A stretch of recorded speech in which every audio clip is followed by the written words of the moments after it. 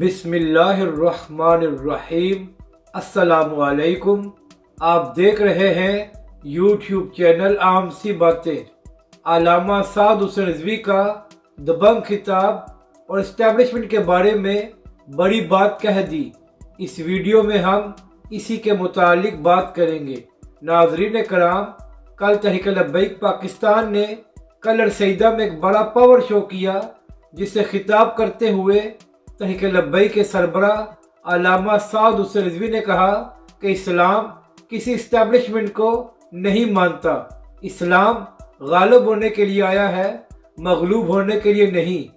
یعنی کہ تحریک لبیک کے سربراہ علامہ سعد حسین رضوی نے کہا کہ پاکستان میں دین کو تخت پر لانے کے لیے ہمیں کسی اسٹیبلشمنٹ کی مدد کی ضرورت نہیں ہے، بلکہ اسلام اپنی پاور رکھتا ہے۔ اپنی رائے کا ضرور اظہار کریں کہ آپ کو یہ ویڈیو کیسی لگی، اور ہمارے اس چینل کو بھی سبسکرائب کریں۔